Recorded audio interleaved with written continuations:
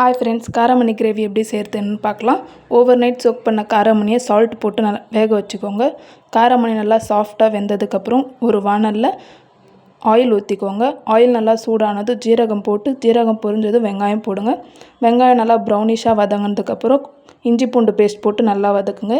இஞ்சி பூண்டு பேஸ்ட்டோட ராஸ்மெல் போனதுக்கப்புறம் தக்காளி போட்டு நல்லா வதக்குங்க. தக்காளி போடுற டைமில் சால்ட் போட்டுக்கோங்க, நல்லா குக் ஆகும். நெக்ஸ்ட் தக்காளி நல்லா வதங்கினதுக்கப்புறம் மசாலா ஆட் பண்ணுங்கள். நான் இன்றைக்கி மஞ்சத்தூள், மிளகாத்தூள், மல்லித்தூள் போட்டிருக்கேன். மசாலாவோட ராஸ்மெல் போனதுக்கப்புறம் நம்ம வேக வச்சு வச்சுருக்க காராமணி அதில் கொட்டிடுங்க. குழம்பு நல்லா கொதிக்க விடுங்க. கொதிக்கிற ஸ்டேஜில் நம்ம வேக வச்ச காராமணியை அரைச்சி அதில் ஊற்றிக்கோங்க. அந்த பேஸ்ட் தான் அந்த கிரேவிக்கான திக்னஸ் கொடுக்கும். குழம்பு நல்லா திக்காக கொச்சதுக்கப்புறம் தேவையான அளவு கொத்தமல்லி போட்டு இறக்குங்க.